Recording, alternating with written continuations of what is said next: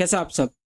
तो चलिए शुरू करते हैं विदाउट वेस्टिंग द टाइम हमारे ये संडे के कुछ पोजिशनल स्टॉक्स के बारे में। सो नोट और पेन लेके बैठ जाएगा और डिटेल में हम बात करेंगे ईच एंड एवरी स्टॉक के बारे में, क्यों हमने वो सिलेक्ट किया है, इसके पीछे का डिटेल लॉजिक क्या है, with stop loss and with target. So note pen लेना भूलिएगा मत। सबसे पहला स्टॉक कौन सा होगा हमारा? एस है कि एक्शन कंस्ट्रक्शन? तो नहीं, बिल्कुल नहीं, ये ऑलरेडी मोमेंटम कर चुका है।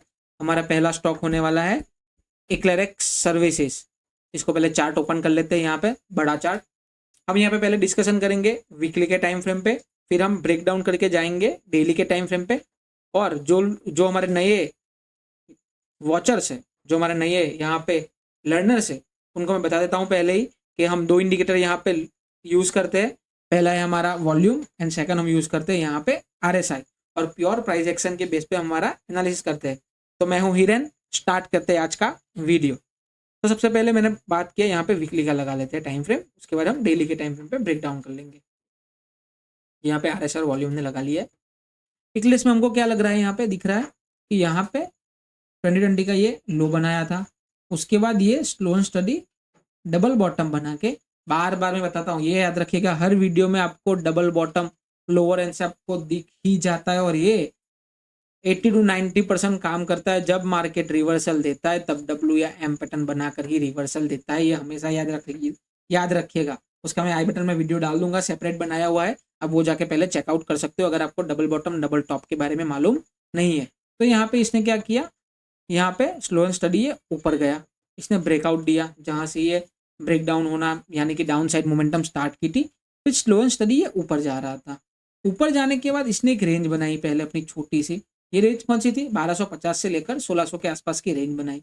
फिर यहाँ पे क्या किया, यहाँ पे एक ब्रेकआउट दिया, ये देखिए यहाँ पे क्लियर कट एक ब्रेकआउट दे रहा था। इस ब्रेकआउट के बेस पे बहुत सारे लोगों ने ट्रेड लिया होगा, याद रखिएगा मैक्सिमम लोगों ने ये वाले ब्रेकआउट पे ट्रेड लिया होगा, क्योंकि मल्टीपल रीजन थे। ऑलरेडी स्टॉक अप ट्रेंड में है, यहाँ पे बाइंग के वॉल्यूम भी अच्छे खासे लग रहे हैं, और यहाँ पे एक बड़ी सी नीचे की साइड पे वीक बनी हुई है जो कि एक बुलिश की साइन है। जैसे ही ये स्टॉक इसके नीचे चला गया यहाँ पे, तो यहाँ पे ये सारे लोगों का यहाँ पे स्टॉप लॉस सारे लोगों का हिट हुआ होगा। अगर मैं भी होता तो मेरा भी यहाँ पे बाइंग होना बनता था, क्योंकि यहाँ पे क्लियर कट एक साइन दिख रही थी, सारी चीजें कंफर्मेशन में एक साथ यहाँ पे अलाइन थी।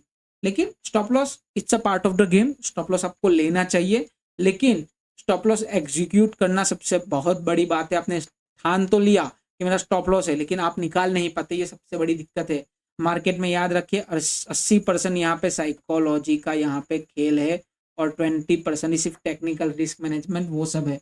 अगर मेरी मानो तो 80% इट्स अबाउट साइकोलॉजी। तो यहाँ पे क्या किया, हम स्टॉक के ऊपर आ जाते हैं। यहाँ पे ऊपर गया, बड़ी मोमेंटम ऑलरेडी आ चुकी थी यहाँ पे, फिर ये लगातार यहाँ पे 2021 से लेकर यहाँ पे 3 साल, 2.5 से 3 साल यहाँ पे कंसोलिडेट किया।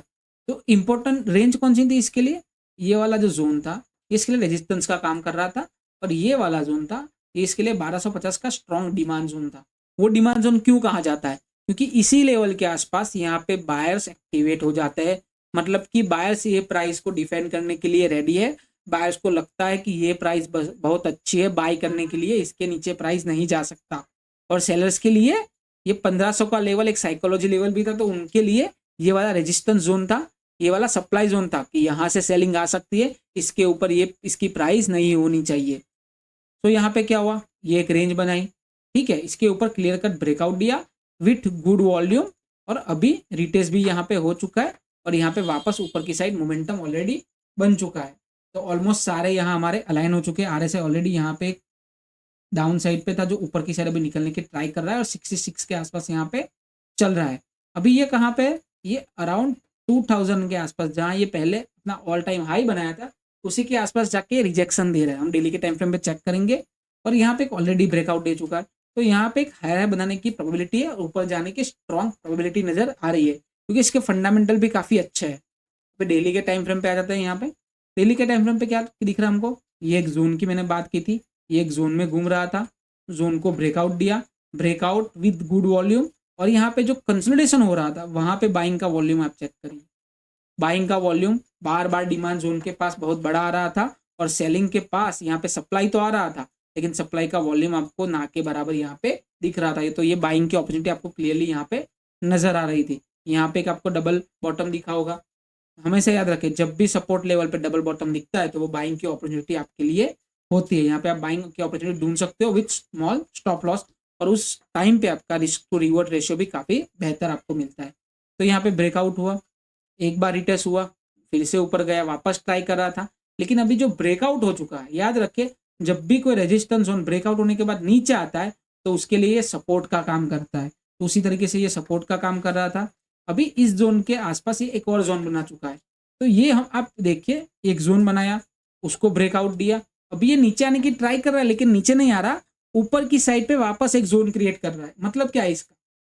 इसका क्लियर मतलब है कि प्राइस ऊपर जा रहा है, एक जोन बना रहा है, ऊपर जा रहा है, एक जोन बना रहा है, ऊपर जा रहा है, मतलब बायर्स यहाँ पे इंटरेस्टेड है, बायर्स एक्यूमुलेट हो रहे हैं, बार बार बायर्स का वॉल्यूम यहाँ पे देखिए इंक्रीज हो रहा है। तो यहाँ पे बायर्स की हमको पोजीशन दिख रही है और अच्छा खासा यहाँ पे मोमेंटम आने की एक्सपेक्टेशन है, क्योंकि RSI देखिए स्लो एंड स्टडी ऊपर की तरफ यहाँ पे जा रहा है। तो यहाँ पे हमारा स्टॉप लॉस और टारगेट क्या होगा इसके बारे में देख लेते हैं। सो हमारा स्टॉप लॉस इसमें होना चाहिए। तो हमारे रेगुलर जो व्यूअर्स है उनको मालूम होगा हम स्टॉप लॉस हमारा कितना रखते हैं।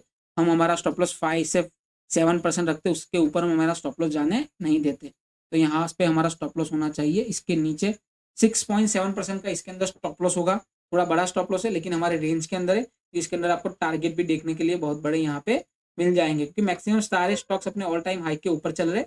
ये स्टॉक अभी भी उसी रेंज के पास चल रहा है विद द गुड फंडामेंटल्स। तो ये स्टॉक्स आने वाले टाइम में बड़ी मोमेंटम दे सकता है। सो इनिशियल टारगेट अराउंड होना चाहिए आपका 2400 के आसपास, जो कि हो जाएगा आपका 30%। सेकंड टारगेट होना चाहिए आपका 2750, जो कि हो जाएगा 50%। तो इनिशियल 30% एंड सेकंड टारगेट आपका 50% यहाँ पे हो जाएगा। सेकंड स्टॉक कौन सा है हमारा? Any gas? कमेंट सेक्शन में अगर आपको कुछ क्वेरी है, कुछ आपको पूछना है या फिर कुछ स्टॉक्स के बारे में आपको एनालिसिस करना है तो उसके बारे में आप कमेंट में डाल सकते हो। मैं ट्राई करूंगा कि वो वाला वीडियो अपलोड करूँ और कुछ ना कुछ नई लर्निंग आपको दे दूँ। तो दूसरा स्टॉक कौन सा होगा हमारा? Any gas? दूसरा स्टॉक है हमारा बालकृष्ण इंडस्ट्रीज। उसके बारे में डिटेल में जानते हैं। चार्ट को यहाँ पे बड़ी स्क्रीन पे ओपन कर लेते हैं। लास्ट में मैं आपको एक लर्निंग दूंगा, वो आपके लिए एक टिप रहेगी कि कैसे आपको प्रॉफिट बुकिंग करनी है या फिर कैसे आपकी साइकोलॉजी को आप सही कर सकते हो। तो यहाँ पे वीकली का टाइम फ्रेम ओपन कर लेते हैं और 2 इंडिकेटर हमारा यहाँ पे ऑलरेडी अवेलेबल है, वॉल्यूम एंड RSI। तो ये भी 2020 के बाद यहाँ पे एक बहुत बड़ी मोमेंटम दी, ये आपको क्लियरली दिख रही होगी। ये बहुत बड़ी मोमेंटम आई, अच्छी खासी मोमेंटम आई। 27,550 से यहाँ पे ये रिट्रेसमेंट करना स्टार्ट कर दिया। इसने क्या किया ये देखिए, प्राइस यहाँ पे हायर है बना रहा था। यहाँ पे आप क्लियरली देखिए प्राइस ऊपर जा रही है, नीचे आ रही है, वापस बायर इंटरेस्टेड है, प्राइस वापस ऊपर गया। यहाँ पे सेलर्स एक्टिवेटेड थे। अगर सेलर स्ट्रांग होंगे तो ये वाले जोन को यहाँ पे डिफेंड नहीं करेंगे बायर और प्राइस नीचे आएगा, लेकिन वापस डिफेंड किया, प्राइस ऊपर गया, प्राइस नीचे आया, वापस प्राइस ऊपर गया, मतलब बायर्स अभी भी स्ट्रांग है। ये वाला जोन अभी इंपॉर्टेंट है। अगर ये वाला जोन प्रोटेक्ट कर लेते बायर और यहाँ से ऊपर चला जाता तो जर्नी और कंटिन्यूएशन में हो जाती। लेकिन यहाँ पे क्या हुआ, ये वाला जो बायर्स का प्रोटेक्टेड एरिया था इस वाले को इसने ब्रेक कर दिया।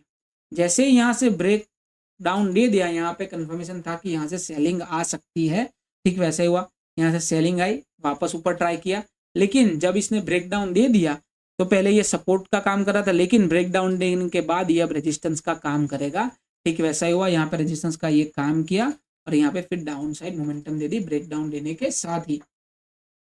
फिर आपको क्या करना है, हमको इजीली यहाँ पे ढूंढना है कि यहाँ पे स्टॉक अप ट्रेंड में है ऑलरेडी, ठीक है, फंडामेंटल भी इसके अच्छे है, तो हमको बाइंग की अपॉर्चुनिटी कहाँ पे मिल सकती है। आपको अंधाधुंध बाइंग कभी नहीं करनी कि चलो प्राइस ऊपर गया थोड़ा नीचे मैं बाय कर लेता हूँ, नहीं, जब तक प्राइस एक्शन दिखता नहीं है तब तक आपको बाइंग नहीं करनी है। तो यहाँ पे स्टॉक नीचे आया, लोअर लो बना रहा था, वहां दो लोअर लो, यहाँ पे लोअर लो खत्म हो गया, यहाँ पे एक प्राइस एक्शन था, यहाँ पे आपकी बाइंग हो सकती है, लेकिन स्टॉप लॉस आपका नीचे होता, आपका स्टॉप लॉस यहाँ पे हिट हो जाता है। One time stop loss hit हुआ, नॉट टू वरी।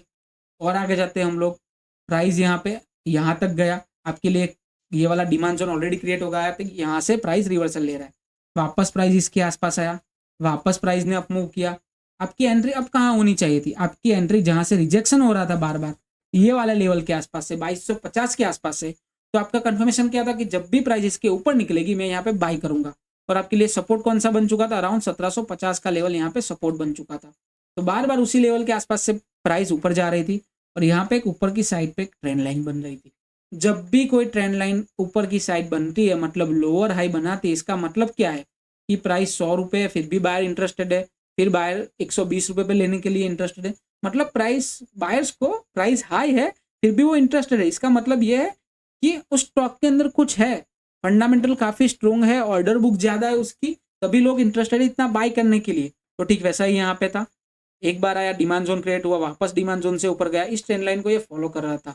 जैसे ही ये ब्रेकडाउन हुआ, ये कैंडल देखिए आप, क्योंकि यहाँ पे सेलर्स एक्टिव थे, यहाँ पे काफी लोगों का स्टॉप लॉस होगा, इसलिए इसने बहुत बड़ी यहाँ पे कैंडल बनाई। दूसरे दिन ये गैप डाउन ओपन होने के बाद थोड़ा बहुत घुमा, ये स्लो एंड स्टडी एक रेंज में घूम रहा है और अभी ये अच्छी कैंडल लास्ट वीक में बना चुका है।